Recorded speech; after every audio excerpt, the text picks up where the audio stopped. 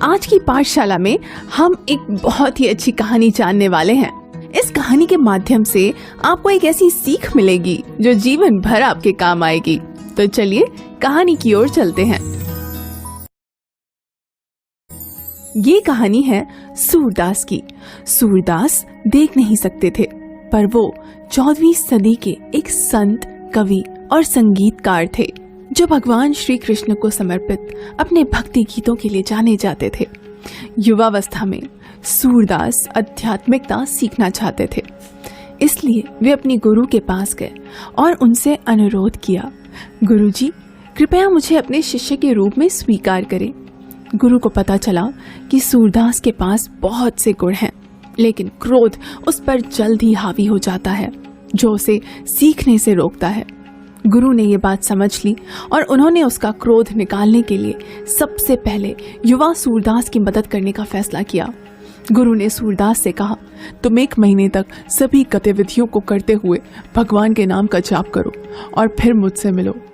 युवा सूरदास अध्यात्म सीखने के लिए बहुत उत्सुक था, लेकिन उसने उन निर्देशों का पालन किया और हर काम करते हुए भगवान के नाम का जाप करता रहा। इस तरह 1 महीना बीत गया और उसके अगले दिन वो अपने गुरु से मिलने निकला। गुरु के आश्रम की ओर जाते समय एक सफाई कर्मी गली की सफाई कर रहा था और जब सूरदास उनके पास पहुंचा तो सफाई कर्मी की लापरवाही से सूरदास के कपड़ों पर गंदगी आ गई। सूरदास को क्रोध आ गया और उसने क्रोधित होकर सफाई कर्मी को डांटते हुए कहा, तुझे दिखाई नहीं देता? जब कोई पास से गुजर रहा हो तो थोड़ा संभल कर काम करना चाहिए। आज तेरी वजह से मेरे वस्त्र मैले हो गए और मेरा वक्त भी बर्बाद हो गया। ये कहकर सूरदास घर वापस चले गया और कपड़े बदलकर फिर से अपने गुरु से मिलने चल पड़ा।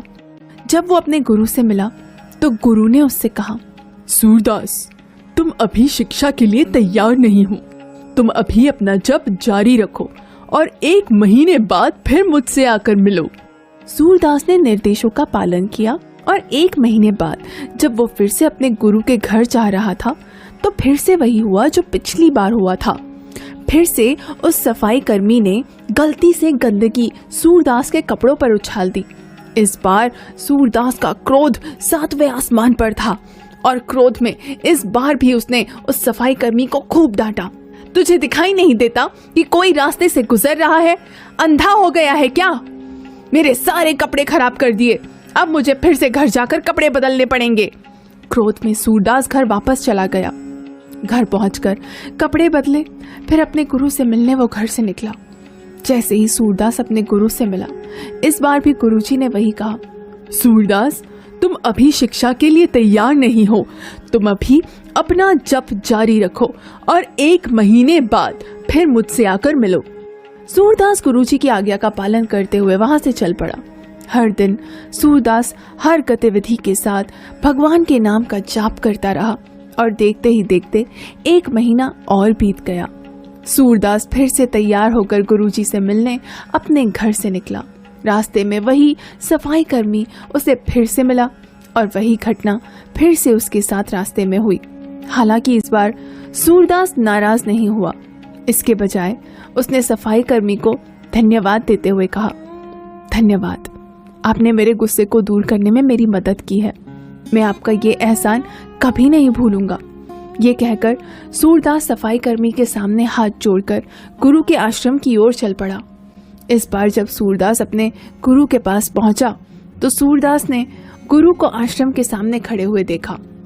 गुरुजी ने सूरदास से कहा, अब तुम सीखने के लिए तैयार हो और मैं तुम्हें अपना शिष्य स्वीकार करता हूँ। और इस घटना के बाद सूरदास ने अपने गुरु से शिक्षा प्राप्त की। बच्चों, एक गुरु जानता है कि एक छात्र में क्या कमी है और वो उन तरीकों को जानता है जो उसे सिखाएंगे। एक छात्र के रूप में आपको गुरु के वचनों में विश्वास रखना चाहिए और भक्ति के साथ उनका पालन करना चाहिए। हम हर स्थिति को अपने दोषों को महसूस करने और दूर करने के अवसर के रूप में देख सकते हैं। ये केवल भगवान के नाम जप की शक्ति के कारण ही संभव है। तो बच्चों, ये थी आज की सीख। आशा है कि आपको ये कहानी पसंद आई होगी और आप इस कहानी से मिली सीख का अपने जीवन में अनुसरण करेंगे। इस वीडियो को लाइक जरूर करें, हमारे चैनल को सब्सक्राइब करें और शेयर भी करें।